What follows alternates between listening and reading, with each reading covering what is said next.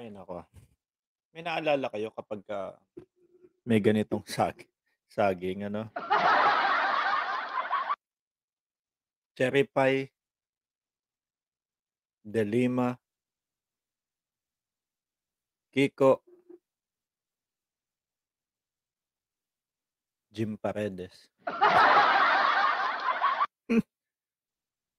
Naku, ay naku mga kababayan. Oh, eto nga po, ah, sandali, enjoyin muna natin yung tsokolate bago tayo mag-umpisa. Mga kababayan,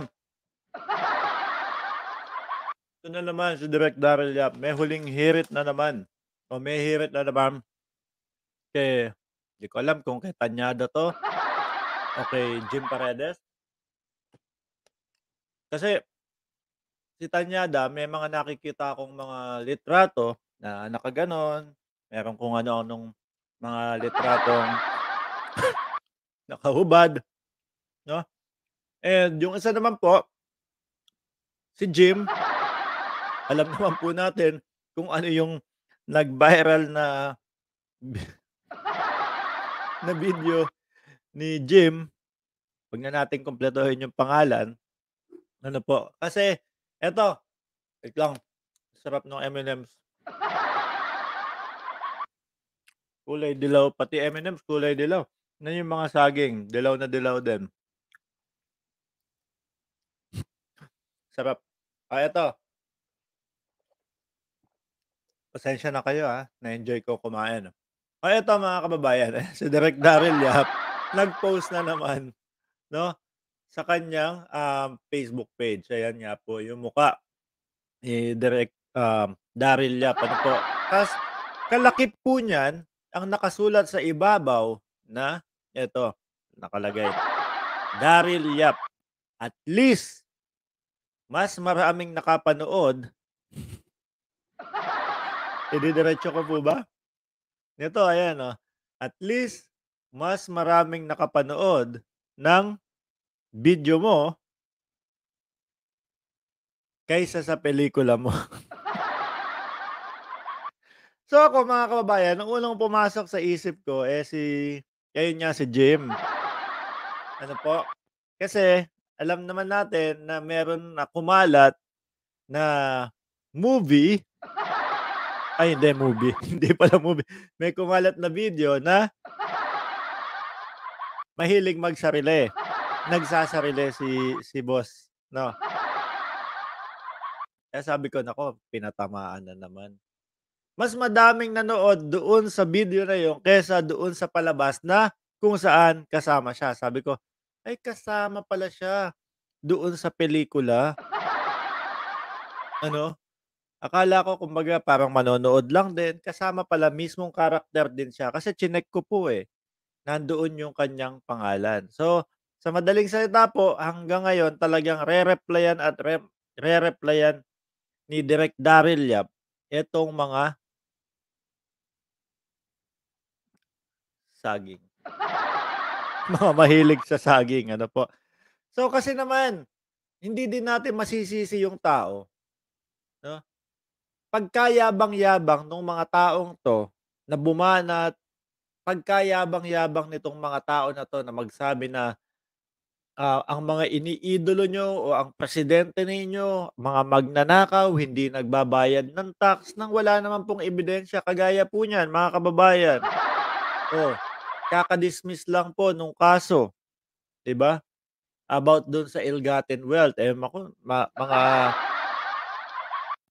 mag-iiyakan na naman po yang mga 'yan, ano mga kababayan.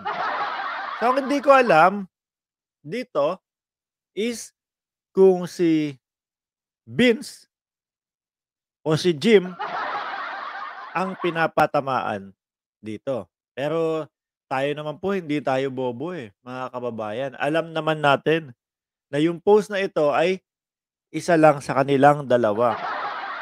So, at least nga naman, tama nga naman yung sinabi ni Direk Darryl na at least sikat ka pa din, may nanood pa din sa iyo. Hindi nga lang doon sa ginawa niyong pelikula na mukha kayong napagod, pinagpaguran niyo, pero effortless kasi ni hindi man lang kumuha ng tama o proper na ano tawag dun mga kababayan, na props para tumugma naman doon sa panahon na kanilang ginagawang pelikula. Ano po, so ayan talagang babalik at babalik sa kanila dahil sobrang yabang nila nung panahon na talagang alam niyo yun, sobra silang makapang-down. So ngayon po na binabalikan sila, eh, mga nag-uumpisa ng magpaawa. At least doon sa ayokong banggitin kasi, opo, kasi merong mga batang mga nanonood din po sa atin kahit papaano. Yung Binating Itlog, oh, madaming nanood sa'yo kaysa dun sa at least hanggang ngayon sabi nga nila 'di ba, um, publicity is always publicity. So, yan mahilig naman kayo diyan, 'di ba? Wala akong makomento masyado dito mga lalong-lalo na ayokong sabihin yung mismong itong word na 'to dahil may mga bata, alam ko may mga batang nanonood sa atin ano. So, ay naku, dito na lang tayo balikan natin 'tong saging. Naalala ko dito si Cherry Pie, naalala ko dito si De Lima, naalala ko dito si Kiko, naalala ko dito si